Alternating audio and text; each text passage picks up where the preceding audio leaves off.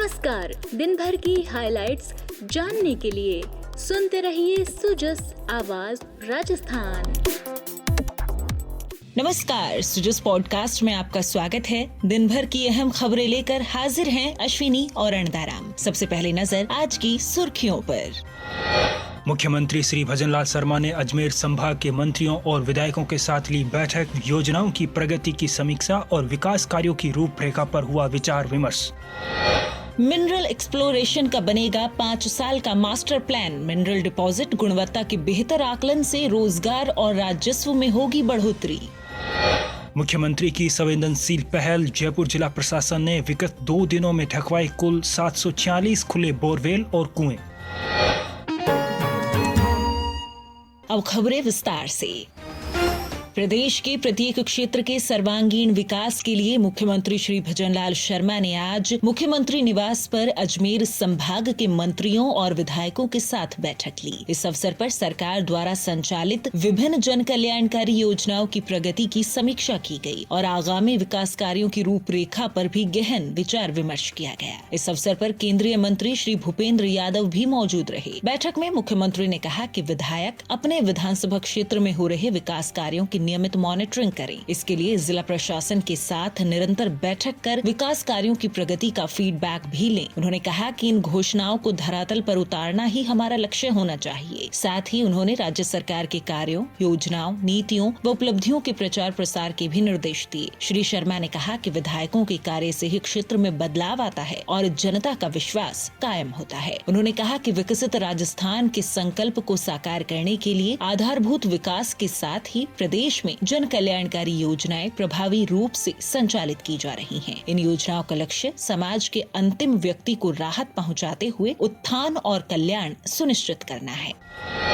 इसी कड़ी में रविवार को मुख्यमंत्री श्री भजनलाल शर्मा ने मुख्यमंत्री निवास पर भरतपुर संभाग के विधायकों के साथ बजट वर्ष 2024-25 में की गई घोषणाओं के क्रियान्वयन को लेकर आयोजित बैठक को संबोधित किया। मुख्यमंत्री ने कहा कि प्रदेश के हर क्षेत्र की जन आकांक्षाओं को पूरा करते हुए प्रदेश के विकास को गति प्रदान करना राज्य सरकार का लक्ष्य है। इसी दिशा में सबका साथ, सबका विकास, सबका विश्वास की भावना के साथ सभी विधानसभा क्षेत्र में शिक्षा, चिकित्सा, पानी, बिजली, सड़क आदि मूलभूत सुविधाओं और विभिन्न विकास कार्यों की बजटीय घोषणा राज्य सरकार की प्रतिबद्धता को दर्शाती है। उन्होंने कहा कि विधायक सरकार और जनता के बीच अहम कड़ी है। ऐसे में सभी विधायक क्षेत्र के लोगों के साथ संवाद करने से लेकर बजट घोषणाओं के क्रियान्वयन तक सक्रिय जनप्रतिनिधि की भूमिका निभाए। मुख्यमंत्री श्री भजनलाल शर्मा से विधायकों ने कहा कि संशोधित पीकेसी ईआरसीपी परियोजना का मार्ग प्रशस्त होने से पूर्वी राजस्थान के लोगों में उत्साह का माहौल है। उन्होंने कहा कि ये परियोजना क्षेत्र के लिए वरदान साबित होगी। मुख्यमंत्री ने भरतपुर संभाग के विधायकों से विधानसभावार बजट घोषणाओं की अनुपालना में होने वाले विकास कार्यों की वित्तीय स्वीकृति, भूमि आवंटन और प्रगतिरत कार्यों को लेकर चर्चा की। उधर खुले बोरवेल में बच्चों के गिरने की घटना को लेकर मुख्यमंत्री श्री भजनलाल शर्मा बेहद संवेदनशील हैं। राज्य सरकार के निर्देशों की अनुपालना में आमजन की सुरक्षा सुनिश्चित करने और ऐसे हादसों को रोकने के लिए जयपुर जिला प्रशासन ने मुहिम के तहत विगत 2 दिनों में कुल 746 खुले बोरवेल और कुएं ढकवाए हैं। अतिरिक्त जिला कलेक्टर श्री मुकेश कुमार मूंड ने अभियान की विस्तार से जानकारी दी। राज्य सरकार के निर्देश पर जिले के प्रशासनिक अधिकारियों ने शनिवार को 328 तो वहीं 418 खुले बोरवेल और कुएं कवर करवाए।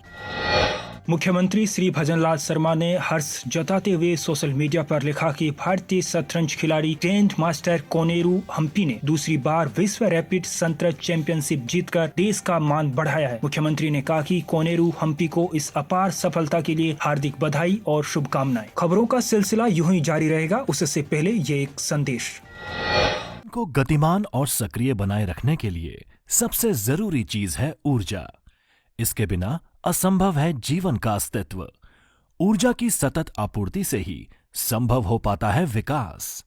इसीलिए विकसित राजस्थान बनाने की दिशा में वर्ष 2047 तक ऊर्जा के क्षेत्र में आत्मनिर्भर बनने के लिए प्रधानमंत्री श्री नरेंद्र मोदी के नेतृत्व में प्रदेश की भजनलाल सरकार ने लिए हैं कई महत्वपूर्ण निर्णय। इन निर्णयों का दिखने लगा है अब प्रदेश के ऊर्जा क्षेत्र पर असर। पीएम सूर्य घर मुफ्त बिजली योजना के अंतर्गत लगभग 87.04 मेगावाट क्षमता के 17,229 रूफटॉप सोलर संयंत्र किए गए स्थापित।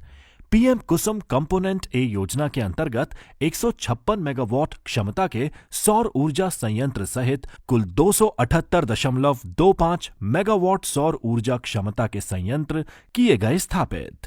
गत एक वर्ष में राजस्थान की भजनलाल सरकार द्वारा 85,593 कृषि कनेक्शन और 4,64,000 विद्युत कनेक्शन किए गए जारी। प्रदेश के किसानों को बिजली के बिलों में 20,505 करोड़ रुपए का दिया गया अनुदान। साथ ही 220 केवी के 2 GSS तथा 132 केवी के 18 GSS किए गए स्थापित। अक्षय ऊर्जा क्षमता में की गई 6,233 मेगावाट की वृद्धि। राजस्थान सौर ऊर्जा और अक्षय ऊर्जा क्षमता में है देश में प्रथम स्थान पर। अक्षय ऊर्जा परियोजनाएं हेतु 9,437 हेक्टेयर भूमि का किया गया आवंटन। अक्षय ऊर्जा निगम को 4,450 मेगावाट के सोलर पार्कों हेतु 8,780 हेक्टेयर भूमि की गई आवंटित। ऐसे ही प्रयासों से उज्जवल बनता राजस्थान, जगमगाता राजस्थान। उप मुख्यमंत्री दिया कुमारी ने जयपुर में श्रवण बाधित लोगों के सशक्तिकरण के लिए आयोजित सुनहरे स्वर कार्यक्रम में शिरकत की। इस अवसर पर उन्होंने उत्कृष्ट कार्य कर रहे चिकित्सकों को सम्मानित किया और कॉक्लियर इम्प्लांट के लाभों पर चर्चा की। इसी कड़ी में वे निःशुल्क इलेक्ट्रोपैथी चिकित्सा शिविर में भी शामिल हुई। उन्होंने कहा कि शिविर में क्षेत्रवासियों को इलेक्ट्रोपैथी चिकित्सा पद्धति के माध्यम से निःशुल्क इलाज और दवाई उपलब्ध करवाई जा रही है। समाज हित में इस प्रकार के आयोजनों से आमजन को सुविधा मिलती है। राजस्थान सरकार का प्रयास, सही जानकारी हो आपके पास। राजस्थान सरकार के समाचारों, महत्वपूर्ण निर्णयों और सभी योजनाओं की सटीक और सही जानकारी आपको मिलती है सुजस ई बुलेटिन, सुजस वीडियो बुलेटिन और सुजस आवाज पॉडकास्ट के साथ। इसके लिए फॉलो करें हमारे YouTube channel DIPR Rajasthan official, Facebook page और X handle DIPR Rajasthan. Rajasthan सरकार से जुड़ी दिन भर की खबरों के लिए आप सुजस ऐप भी डाउनलोड कर सकते हैं।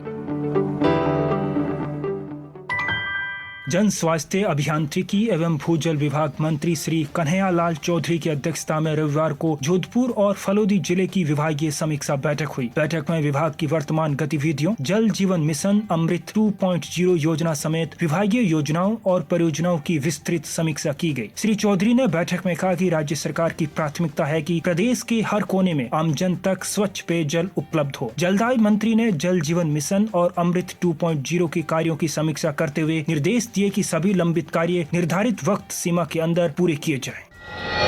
राज्य में खनिज खोज कार्य का 5 साल का मास्टर प्लान बनाया जाएगा। प्रमुख शासन सचिव माइंस एवं भूविज्ञान श्री टी रविकांत ने बताया कि इससे प्रदेश में उपलब्ध खनिज संपदा के एक्सप्लोरेशन कार्य में तेजी आएगी और एक्सप्लोरेशन से खनिजों के डिपॉजिट, गुणवत्ता और उपलब्धता का समय पर आकलन होने से खनिज ब्लॉकों की समय पर और कारगर तरीके से नीलामी हो सकेगी। उन्होंने बताया कि योजनाबद्ध प्रयासों से ही राजस्थान केवल 1 साल में ही मेजर मिनरल ब्लॉकों की नीलामी से देश में शीर्ष पर आ गया है। श्री रविकांत आज खनिज भवन में Rajasthan state mineral exploration trust की कार्यकारी समिति की बैठक ले रहे थे। उन्होंने कहा कि RSMET को राज्य के मिनरल एक्सप्लोरेशन के 5 साल का मास्टर प्लान शीघ्र तैयार करने के निर्देश दिए गए हैं। उन्होंने कहा कि राजस्थान खनिज संपदा संपन्न प्रदेश है और एक्सप्लोरेशन का मास्टर प्लान बनने से योजनाबद्ध तरीके से खनिज ब्लॉकों की नीलामी, खनन और दोहन कार्य हो सकेगा और इससे प्रदेश में रोजगार और राजस्व के अवसर बढ़ सकेंगे। श्री रविकांत ने कहा कि राज्य में मिनरल एक्सप्लोरेशन के क्षेत्र में कार्य कर रही केंद्र और राज्य सरकार की संस्थाएं परस्पर सहयोग और समन्वय से एक्सप्लोरेशन कार्य को गति दे और कार्यों में डुप्लीकेसी से बचा जाए। उन्होंने कहा कि आवश्यकता होने पर निजी क्षेत्र की एक्सप्लोरेशन कार्य में लगी संस्थाओं की भागीदारी भी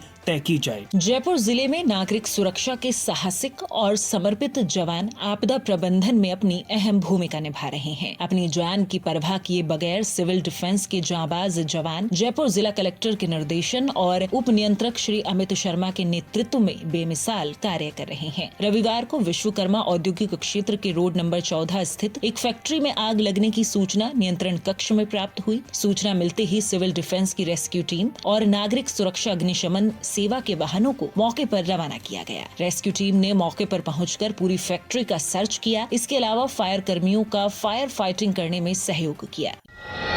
सुजस पॉडकास्ट में इतना ही। हमें इजाजत दीजिए। नमस्कार।